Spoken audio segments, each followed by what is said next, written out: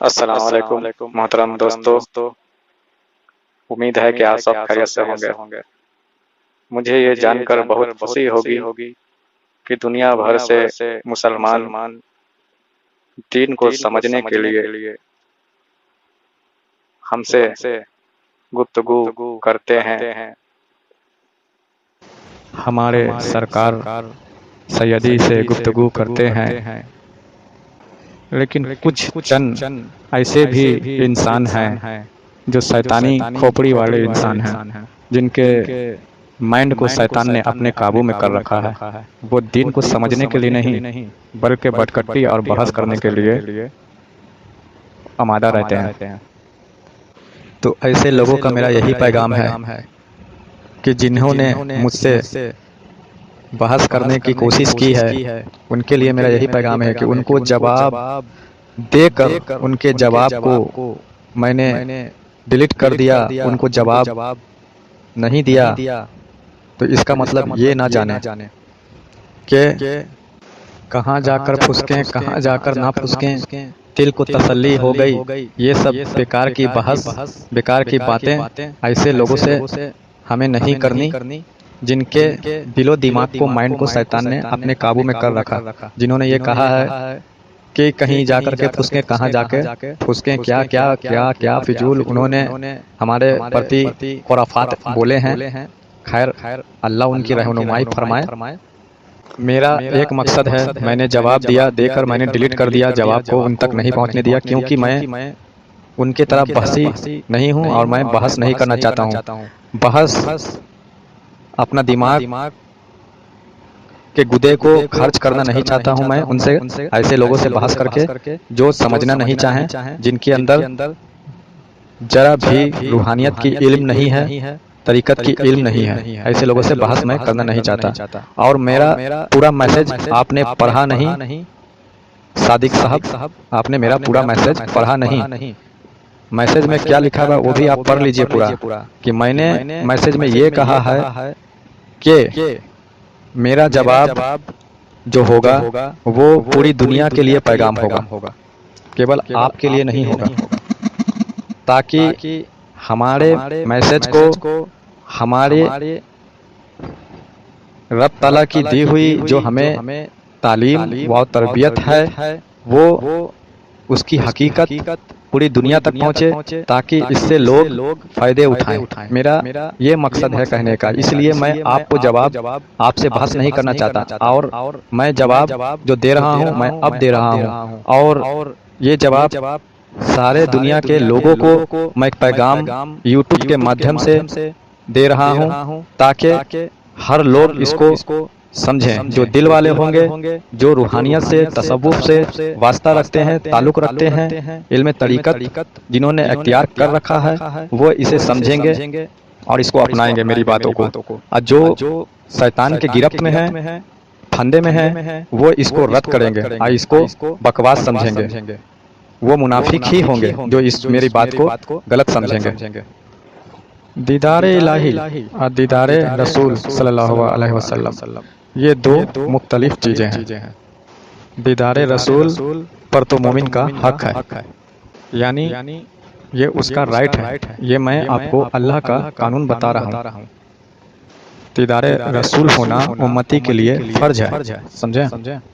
اور ہمارے سرکار سیدنا ریاض احمد کہر صاحب نے بھی یہی فرمایا، ہمارے پیر مرشد نے فرمایا کہ فرض ہے تیرا کہ پیارے محمد صلی اللہ علیہ وسلم کو تو ایک بار دیکھ، فرض ہے تیرا کہ تو ایک بار حضور پاک کا دیدار کر۔ سرکار نے فرمایا کہ فرض ہے تیرا کہ پیارے محمد صلی اللہ علیہ وسلم کو ایک بار تو دیکھ، علم سے دیکھ، عمل سے دیکھ، سوتے یا بیدار دیکھ۔ میں آپ کو بتاتا ہوں امام انس بن مالک رحمۃ اللہ علیہ کے بارے میں۔ یہ امام انس بن مالک رحمۃ اللہ علیہ، امام احمد بن حنبل اور امام صافی، یہ تینوں ائمہ اکرام امام ابو حنیفہ کے شاگرد تھے تینوں، اور اس کے ساتھ ساتھ امام ابو حنیفہ نے خود امام جعفر صادق رضی اللہ تعالیٰ عنہ سے فائز لیا۔ تو امام انس بن مالک جو تھے وہ حج کرنے کے لیے گئے، حج کیا اور پھر آ کے حضور صلی اللہ علیہ وسلم کے روضہ مبارک پہ آ کے بیٹھ گئے اور پھر وہاں سے اٹھے نہیں، اس کے رسول کا یہ عالم تھا کہ حج کرنے کے بعد ساری زندگی حضور کے روضہ اقدس پر گزار دی، مسجد سے باہر ہی نہیں نکلے۔ اب یہ جو دیدار مصطفیٰ ہے، جو لوگ روحانیت سے واقف ہیں، میں ان لوگوں کے لیے کہہ رہا ہوں جو لوگ روحانیت سے واقف ہیں، اور جو لوگ روحانیت سے کوسوں دور ہیں ان کے لیے نہیں، جو لوگ روحانیت سے واقف ہیں میں ان کے لیے کہہ رہا ہوں، ان کو پتہ چلتا ہے کہ دیدار مصطفیٰ کی اقسام کتنی ہے۔ عمومی طور پر جو لوگ چھلے اور وظائف بتاتے ہیں کہ اتنی دفعہ درود پڑھو تو یہ ہو جائے گا، اتنی دفعہ درود پڑھ لو تو یہ ہو جائے گا، درود شریف کا جو چھلا لوگ کرتے ہیں، وظیفہ جو لوگ کرتے ہیں، 50,000 دفعہ کوئی پڑھتا ہے تو کوئی 1,00,000 دفعہ پڑھتا ہے، تو اس سے درود شریف کا نور پیدا ہوتا ہے، نور بنتا ہے۔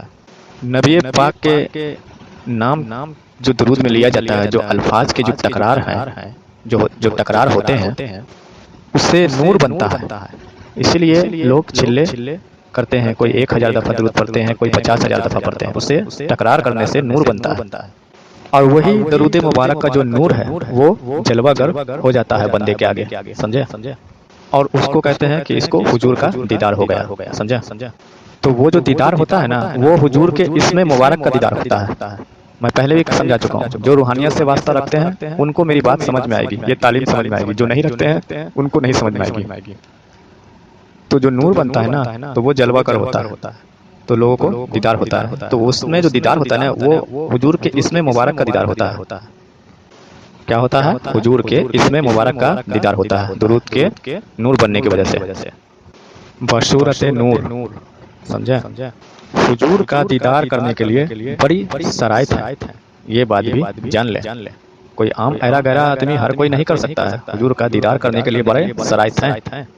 مولانا روم کہتے ہیں 1000 بار بسویم دہن جمش کو گلاب، ہنوج نام دو گفتن کمال بے ادبی، یعنی کہ میں 1000 مرتبہ مسک عنبر سے اپنے جوان کو دھو لوں اور اس کے بعد بھی آپ کا نام اسم گرامی میری جماعت سے نکل جائے تو کمال بے ادبی ہے۔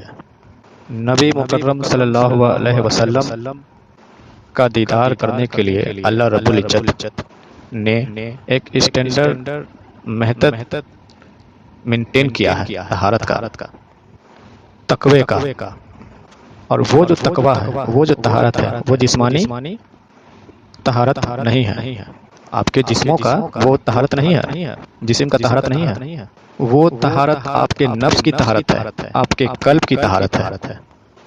شریعت 2 قسم کی ہے، ایک شریعت ظاہر ہے اور ایک شریعت باطنی ہے۔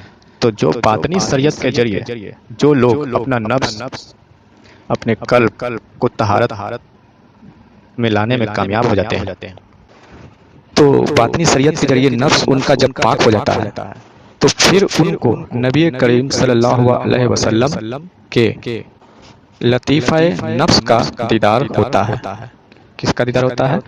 نبی کریم صلی اللہ علیہ وسلم کے لطیفہ نفس کا دیدار ہوتا ہے ان لوگوں کو جو اپنے نفس کو طہارت میں لانے میں کامیاب ہو جاتے ہیں، جن کا نفس پاک ہو جاتا ہے۔ باطنی شریعت کے ذریعے جو لوگ اپنے نفس کو پاک کر لیتے ہیں، طہارت میں کامیابی حاصل کر لیتے ہیں، تو پھر ان کو نبی کریم صلی اللہ علیہ وسلم کے لطیفہ نفس کا دیدار ان کو ہوتا ہے۔ سمجھ گئے صادق صاحب؟ سب سے پہلے تو آپ یہ جانیں کہ جب انسان تزکیہ تفسیاؤ اور تخلیاؤ تجلیاؤ کے دورانے سے گزرتا ہے، قلب کا تفسیہ یعنی کہ قلب کی صفائی کرتا ہے، نفس کا تزکیہ نفس میں سے اپنے امبارگی کو نکالتا ہے، نار کو نکالتا ہے، یہ ہے نفس کا تزکیہ، یعنی کہ نفس میں سے امبارگی کو نکالتا ہے، نار کو نکالتا ہے، تو نفس پاک ہو جاتا ہے۔ پھر اس کے بعد روح کا تجلیہ ہوتا ہے، روح اس کی تجلی کے جد میں آ جاتی ہے، لطیفہ سر کا تخلیہ ہوتا ہے۔ یہ تمام طریقت کے مراحل سے گزرنے کے بعد اور بندے کے اندر کے تمام ارواح جب منور ہو جاتی ہے اور باطنی طور پر باشعور ہو جاتی ہے اور طاقتور ہو جاتی ہے، تمام ارواح طاقتور ہو جاتی ہے بندے کے اندر کی، اتنی طاقتور ہو جائے کہ لطیفہ قلب، بندے کے اندر جو لطیفہ قلب ہوتی ہے نا، جس کا تعلق عالم ملکوت سے ہے، یہ لطیفہ قلب مراقبے میں جب یہاں سے پرواز کرے، پھر اس کے بعد عالم ملکوت تک پہنچ جائے۔ لطیفہ روح کا تعلق عالم جبروت سے ہے۔ عالم جبروت کیا ہے؟ نہ صرف یہ کہ ہماری روح کا اوریجن ہے عالم جبروت، نہ صرف یہ کہ ہماری روح کا اوریجن ہے، اس روح کا تعلق عالم جبروت سے ہے، بلکہ عالم جبروت میں بیت المعمور بھی موجود ہے۔ یہ عبادت گاہیں جو زمین پر بنی ہوئی ہے، یہ عبادت گاہیں جیسے خانہ کعبہ، یہ عبادت گاہیں جو بنی ہوئی ہے زمین پر، یہ عبادت گاہیں اس عبادت گاہ اس عالم جبروت میں موجود جو عبادت گاہ ہے، جو بیت المعمور میں جو عبادت گاہ ہے، اس کی نقل پر بنائی گئی ہے یہ عبادت گاہ جو زمین پر ہے۔ جس طرح ہمارا یہ خانہ کعبہ ہے، خانہ کعبہ جس طرح ہے، آدم صفی اللہ کو اللہ تعالیٰ نے عالم جبروت میں واقع بیت المعمور کا نقشہ دکھایا خواب میں آدم صفی اللہ کو، اور اللہ نے حکم دیا کہ ایسا ہی عبادت گاہ زمین پر بناؤ۔ آدم صفی اللہ کو اللہ نے وہ نقشہ دکھایا خواب میں، جو عالم جبروت میں عبادت گاہ ہے، اس کا نقشہ دکھایا خواب میں، اور حکم ہوا کہ ایسا ہی عبادت گاہ زمین پر بناؤ۔ تو اصل کعبہ جو ہے وہ وہاں ہے عالم جبروت میں، اصل عبادت گاہ، اصل کعبہ جو ہے وہ وہاں ہے عالم جبروت میں، اس کا نقل بنایا آدم صفی اللہ نے اللہ کے حکم سے۔ کہاں ہے اصل خانہ کعبہ؟ بیت المعمور میں۔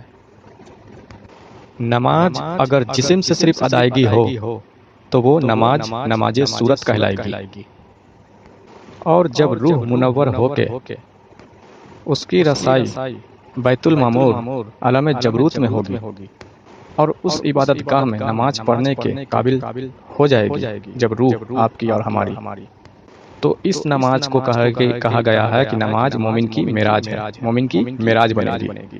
سمجھ گئے؟ کہا گیا ہے نا کہ نماز مومنوں کی معراج ہے، تو اس کے پیچھے کا رہسیہ ہر کسی کو نہیں پتا۔ جو روحانیت سے واسطہ رکھتے ہیں، جو روحانیت کی تعلیم جانتے ہیں، جنہوں نے سچا مرشد پکڑ رکھا ہے، اور جو اس سے تربیت، جس سے تعلیم لے رہے ہیں روحانیت کی، تو وہ یہ جانتا ہے کہ حضور صلی اللہ علیہ وسلم نے جو فرمایا کہ نماز مومنوں کی معراج ہے، تو وہ معراج کیسے بنتی ہے؟ تو وہ لوگ جانتے ہیں جو روحانیت سے واسطہ رکھتے ہیں، جو روحانیت کی تعلیم لے رہے ہیں۔ ایسے ہر کوئی نہیں جانتا ہے، ہر کوئی بس کٹ بحثی صرف کرنا جانتا ہے، یہ حقیقت نہیں جانتا ہے کہ نماز مومنوں کی معراج کیسے بنتی ہے، معراج کیسے بنتی ہے، یہ ہر کوئی نہیں جانتا، بس کٹ بحثی کرنا جانتا ہے۔ تو نماز مومنوں کی معراج کیسے بنتی ہے، اس کی رہسیہ، اس کی باطنی تصریح یہ ہے۔ تو جب روح ہماری اس قابل ہو جائے گی، جب بیدار ہو جائے گی، اور اس عبادت گاہ میں جو عالم جبروت میں جو اصل خانہ کعبہ ہے، اس عبادت گاہ میں نماز پڑھنے کے قابل ہو جائے گی، تو وہ نماز مومنوں کی معراج بنے گی۔ اسی کو کہا گیا ہے کہ نماز مومنوں کی معراج ہے۔ اس دنیا میں، اس کعبے میں شریعت محمدی نافذ ہے، سمجھ گئے؟ اور وہ جو عالم جبروت میں بیت المعمور والا جو کعبہ ہے، اس میں شریعت احمدی نافذ ہے۔ کیا ہے؟ شریعت احمدی نافذ ہے۔ اس میں شریعت محمدی کا تعلق نبی پاک کے جسم مبارک سے ہے، اور شریعت احمدی کا تعلق آپ کے روح پر نور سے ہے۔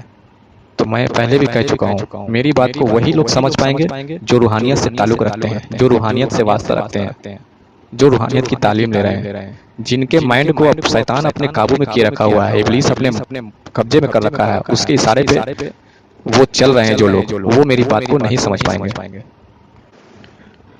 وہ وہی مقام تھا، وہ وہی مقام تھا جہاں نبی پاک صلی اللہ علیہ وسلم نے شب معراج میں 1,24,000 پیغمبروں کو نمازیں پڑھائی۔ 1,24,000 پیغمبروں کو حضور پاک نے نمازیں پڑھائی شب معراج میں۔ وہ وہی مقام تھا جہاں اصل خانہ کعبہ ہے، جہاں اصل عبادت گاہ ہے، بیت المعمور جو عالم جبروت میں ہے، سمجھ گئے؟ یہ وہی مقام تھا جہاں نبی پاک نے 1,24,000 پیغمبروں کو نمازیں پڑھائی شب معراج میں۔ اب آپ کہو گے کہ میں اس کو بھی نہیں مانتا، تو نہیں مانتے ہو تو پھر میں کیا کر سکتا ہوں؟ نہیں مانو گے تو یہی جانوں گا کہ روحانیت سے تمہارا کوسوں دور دور تک تمہارا کوئی رشتہ نہیں ہے، کوئی تعلق نہیں ہے۔ تم نے روحانیت کے ایک اکشر بھی نہیں حاصل کیے تب تو، اگر تم یہ بات بھی نہیں جانتے ہو تو اس کو بھی اگر جھٹلاؤ گے تو نبی پاک صلی اللہ علیہ وسلم نے جسموں کو نماز نہیں پڑھائی تھی نا، تو پھر کس کو پڑھائی تھی؟ ان کے روحوں کو نماز پڑھائی تھی، سمجھ گئے؟ تو وہ نماز کون سے قانون کے تحت تھی؟ اور مولوی اس پہ بحث کرتے ہیں، مولوی اس پہ بحث کرتے ہیں کہ بھائی وہ جو نماز حضور پاک کے اوپر پڑھائی تھی وہ کون سے قانون کے تحت نماز پڑھائی تھی؟ اور پھر یہ بھی کہتے ہیں کہ جب امام مہدی علیہ السلام زمین پر آئیں گے، عیسیٰ علیہ السلام ان کے ہاتھ پر بیعت ہوں گے، تو عیسیٰ علیہ السلام امام مہدی کے پیچھے نماز پڑھیں گے۔ پھر یہاں پر آ کر کے ہمارے معاشرے کے مولوی اٹک جاتا ہے اور کہتا ہے کون سی شریعت کے تحت، کون سی شریعت کے تحت؟ کیا عیسیٰ علیہ السلام کو اپنی شریعت چھوڑنی پڑے گی؟ اب یہ باطنی علم لوگوں کے پاس، لوگوں کے اندر، مولویوں کے اندر نہ ہونے کی وجہ سے جہالت ہے۔ بھائی ان کو اپنی نبوت چھوڑنے کی کیا ضرورت ہے؟ جو نماز امام مہدی کے پیچھے پڑھیں گے وہ آ کے ویسی نماز شب معراج میں حضور کے پیچھے بھی پڑھی ہے۔ سارے انبیاء پر، جتنے بھی انبیاء ہیں سارے انبیاء پر شریعت احمدی کا نفاذ ہے، شریعت احمدی، کیونکہ احمد حضور صلی اللہ علیہ وسلم کی روح مبارک کا نام ہے۔ احمد کس کا نام ہے؟ حضور صلی اللہ علیہ وسلم کے روح مبارک کا نام ہے احمد۔ آپ کے جسم کا نام محمد ہے صلی اللہ علیہ وسلم، حضور پاک کے جسم کا نام محمد ہے صلی اللہ علیہ وسلم، آپ کے روح کا نام احمد ہے، اور آپ کے لطیفہ انا کا نام محمود ہے۔ حضور پاک کے لطیفہ انا کا نام محمود ہے، جو ہمارے آپ کے سر میں بھی ایک لطیفہ ہے، لطیفہ انا۔ حضور کے پاس بھی جو لطیفہ انا ہے، جو حضور پاک کے سر میں ہے، جو لطیفہ انا، اس لطیفہ انا کا نام محمود ہے۔ یہ جان لو، روحانیت سے تعلق رکھو گے تو جانو گے نا، روحانیت سے دور دور تک واسطہ نہیں رہے گا صادق صاحب تو کیا جانو گے، کیا سمجھو گے؟ تو ہم ابھی بھی کہتے ہیں آپ سے گزارش ہے کہ روحانیت سے تھوڑا تعلق جوڑو اپنا، تھوڑا روحانیت کی تعلیم لو۔ اور آپ کے لطیفہ اخفا کا نام حامد ہے، حامد۔ آپ کے لطیفہ انا کا نام محمود ہے، سمجھ گئے؟ تو حضور صلی اللہ علیہ وسلم کا جو لطیفہ انا ہے وہ مقام وحدت میں رہتا ہے، اس لیے اس مقام کا نام بھی مقام محمود ہے، سمجھ گئے؟ یہ سب روحانیت کی تعلیم ہے۔ تھوڑا سا بھی روحانیت میں انٹرفیس ہو، روحانیت کی تعلیم لو میرے بھائی۔ یہ جاہل مولوی آج کے زمانے کے دعائیں کرتے ہیں حضور پاک کے لیے کہ ان کو بلند مرتبہ حضور پاک کو مقام محمود عطا فرما دے جس کا تو نے وعدہ کیا ہے۔ یہ جاہل مولوی اذان کے بعد یہ دعا کرتے ہو نا آپ لوگ، مولوی، جاہل مولوی یہ کیا کہتے ہیں؟ دعا کرتے ہیں کہ حضور پاک کو مقام محمود عطا فرما دے اللہ، جس کا تو نے وعدہ کیا ہے۔ حضور پاک کے لیے دعا کرتے ہیں، بتائیے۔ ارے یار کمال ہے یہ جاہل مولوی کہ مقام محمود عطا فرما دے، فرما دے کا کیا مطلب ہے؟ جو یہ جاہل مولوی حضور پاک کے لیے دعا کرتے ہیں کہ مقام محمود عطا فرما دے کا کیا مطلب ہے؟ مقام محمود کا جو نام مقام محمود ہے وہ حضور پاک کے ایک روح کے نام پر ہے، حضور پاک کے ایک لطیفہ کے نام پر ہے، تو فرما دے کا کیا مطلب ہے کہ مقام محمود عطا فرما دے دعا کرتے ہو، اس کا کیا مطلب ہے؟ ارے یار مقام محمود جو ہے وہ حضور پاک کے ایک روح کے نام پر ہے، جو حضور پاک کی ایک روح ہے، جو لطیفہ ہے، جو جس کا نام محمود ہے، اسی نام پر ہے مقام محمود۔ اور اس کا مطلب یہ ہے کہ وہ تو حضور کی ملکیت ہی ہے، حضور کی ہی وہ ملکیت ہے، اس کا مطلب تو پھر فرما دے کا کیا مطلب ہے؟ کیا آپ کی دعاؤں سے ان کو مرتبے ملیں گے جو دعائیں کرتے ہو؟ اگر نبی کو بھی آپ کی دعاؤں کی ضرورت ہے تو پھر کیا ضرورت ہے نبی کو آنے کی؟ انتہائی دل دوست باتیں ہیں یہ، خاص طور سے یہ باتیں فرقہ وہابیہ، اہل حدیث، اس قسم کے جو غیر مقلدین ہیں، میں تو ان لوگوں کو خوارجین کہتا ہوں۔ جب ان لوگوں کو حضور کا ادب ہی نہیں ہے تو پھر تم امت میں کہاں ہو؟ تو جب یہ ارواح ساری جو ہمارے اندر، آپ کے اندر جو ارواح ہیں، جو روحیں ہیں، اپنی اپنی مقام تک پہنچنے کی قابلیت رکھ لے گی تو پھر ان ارواح کے بیدار ہو جانے کے بعد ان تمام روح کی شکل صورت جو ہمارے اندر، آپ کے اندر جو روح ہے، ان تمام روح کی شکل صورت آپ کے جسم کے جیسی ہو جائے گی۔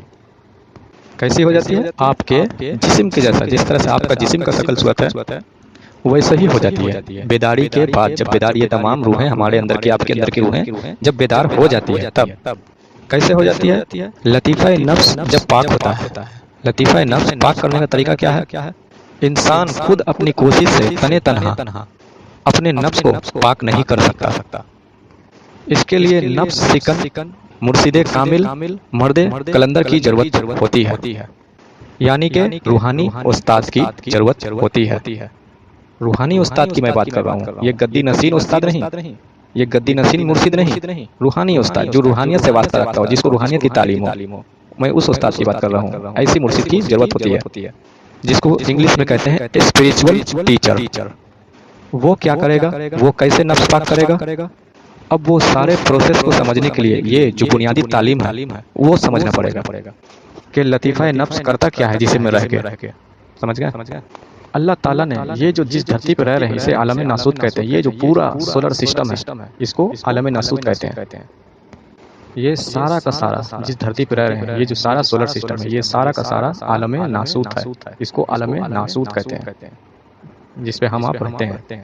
سارے سیارے جو اس میں تیر رہے ہیں، ہمارے یہ زمین، چاند، تارے، سورج، جتنے بھی جو سیارے ہیں، یہ سارا کا سارا جو نظام ہے یہ عالم ناسوت میں ہے۔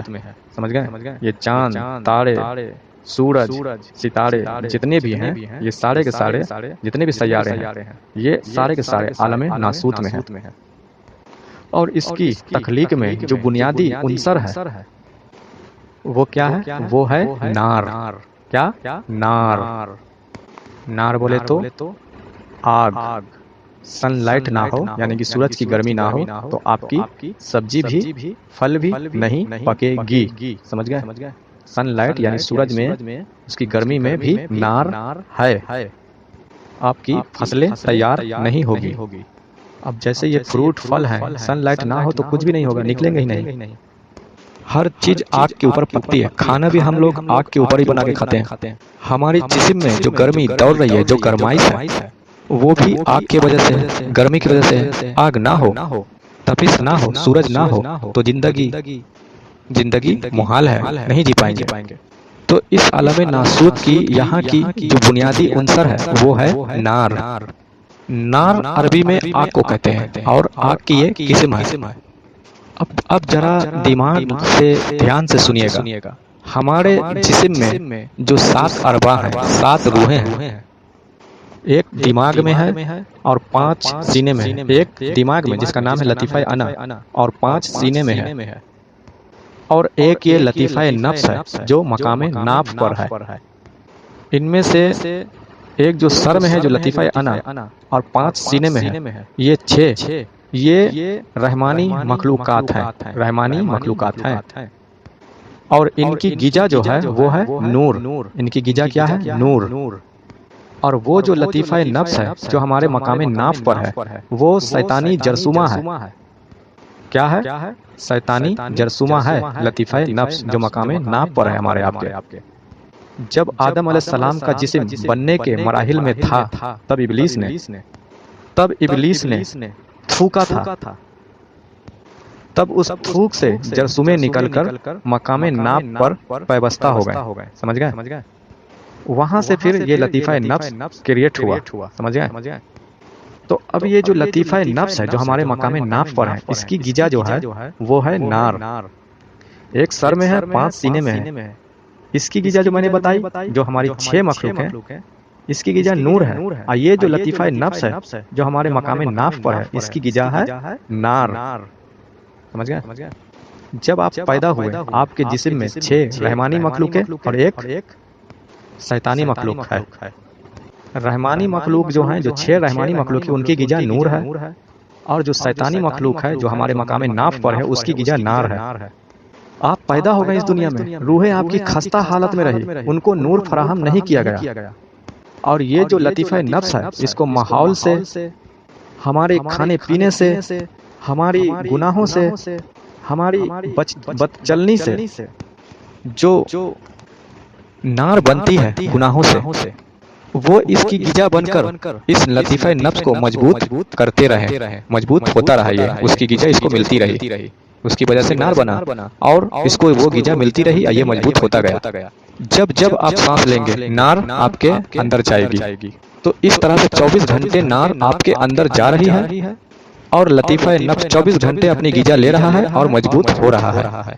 اور وہ جو 6 مخلوق ہیں آپ کے اندر ہیں جو ایک سر میں اور 6 سینے میں ہیں جن کی غذا نور ہے، ان کو بیدار کرنا ہے، یا وہ آپ کے جسم میں ہیں بھی یا نہیں ہے، آپ کو اس کے بارے میں ہے ہی نہیں پتا، آپ کو یہ ہے ہی نہیں پتا۔ کتنے مسلمان ہیں کہ جن کو یہ پتا ہے کہ انسان کے اندر یہ 7 لطائف موجود ہیں؟ کتنے مسلمان ہیں؟ ہر مسلمان کو یہ پتا؟ کیا عالم اسلام کو یہ بتایا گیا ہے؟ ہمارے مولویوں نے ہمارے مسلمان بھائیوں کو، آپ کو، ہمارے معاشرے میں لوگوں کو بتایا ہے، یا ہمارے مولویوں کو یہ بات پتا ہے؟ اگر ان کو خود کو پتا رہے گا تو نہ بتائیں گے، کیا پتا ہے؟ کتنے مسلمانوں کو یہ پتا ہے؟ حالانکہ یہ بات قرآن میں بھی ہے اور حدیث میں بھی ہے، کیا اس کے بارے میں ہمارے علماء، ہمارے مولوی کو جانکاری ہے؟ اس پہ غور کیے ہیں؟ کیا ہمارے معاشرے کے مسلمانوں کو کیا اس کی خبر ہے؟ اس کی تعلیم دیے ہیں مولویوں نے؟ کیا انہیں خود بھی تعلیم ہے اس کے بارے میں؟ کتنے لوگوں کو پتا ہے؟ لیکن ہمارے علماء مولوی مسجد میں بیٹھ کے کیا بتاتے ہیں؟ ان لطائف کے بارے میں کچھ بتاتے ہیں؟ قلب کے 3 جزے ہوتے ہیں یہ بتاتے ہیں؟ جب تک قلب منور نہ ہو، قلب کو بیدار کیا نہ جائے، اس قلب کو کہتے ہیں قلب صنوبر، اور جب اس میں اللہ کا نور آ جائے اور جب دل کی دھڑکنیں اللہ اللہ کرنے لگ جائے تب پھر وہ قلب سلیم ہے۔ سمجھ گئے؟ سلیم کیوں ہوا؟ کیونکہ وہ سلامت ہو گیا، اور سلامت کس سے ہوا؟ سلامت کس سے ہوا؟ سلیم کیوں ہوا؟ سلیم مطلب سلامت ہو گیا۔ سلامت کس سے ہوا؟ شیطانی طاقت سے، شیطانی طاقت سے وہ سلامت ہو گیا، بچ گیا۔ اب وہاں پہ شیطان کی ہاتھ اس قلب پر پہنچ نہیں سکتی، پڑ نہیں سکتی، کیونکہ سلامت ہو گیا وہ، کیونکہ وہ اللہ کے نور سے بیدار ہو گیا، اللہ کا نور اس کا محافظ بن گیا۔ سمجھ گئے؟ جب قلب میں اللہ کا نور آ جائے اور اللہ کا نور اس کا محافظ ہو جائے تو پھر اس کو قلب سلیم کہتے ہیں۔ اور دیکھیے آپ نے سنا ہوگا کتنا ڈھنڈورا پیٹا جاتا ہے اس بات کا کہ یوم محشر میں پہلا سوال جو ہے وہ نماز کے بارے میں ہوگا، حالانکہ کسی حدیث میں نہیں لکھا، نہ قرآن شریف میں لکھا ہوا ہے۔ جو قرآن مجید میں یوم محشر کے حوالے سے جو بات ہمیں ملتی ہے جس کو ہمارے مسلمان توجہ نہیں دیتے ہیں، وہ یہ ہے کہ اللہ تعالیٰ قرآن مجید میں فرماتا ہے کہ یوم لا ینفع مال ولا بنون الا من آتہ اللہ بقلب سلیم۔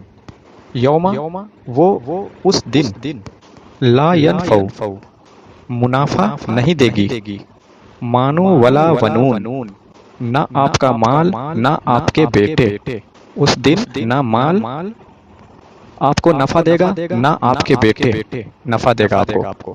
پھر کیا چیز ہوگی؟ الا من آتا اللہ بقلب سلیم، وہ شخص کامیاب ہوگا جو اللہ کے پاس قلب سلیم لایا، یعنی زندگی میں ہی جس نے اللہ کے ذکر کو اپنے دل میں، اپنے قلب میں بسا لیا، اس کا دل اللہ اللہ کرنے لگ گیا۔ یہ ضمانت ہے کامیابی کی، اور یہ کسی مولوی کا فرمان نہیں ہے، اور یہ قرآن مجید کہہ رہا ہے، یہ اللہ نے فرمایا۔ تو اگر یہ چیز حاصل جس کو ہو گیا تو اب تو ہو گیا یہ قلب سلیم، یعنی کہ مومن ہو گئے، تب آپ مومن ہوئے۔ اگر یہ چیز آپ کے اندر حاصل ہو گیا، آپ کا قلب بیدار ہو گیا، اور زندگی میں ہی آپ کے قلب میں اللہ کا ذکر داخل ہو گیا، بیدار ہو گیا، اب آپ مومن ہو گئے۔ اور پھر مومن بننے کے بعد پھر آپ کو صراط مستقیم ڈھونڈنا ہے۔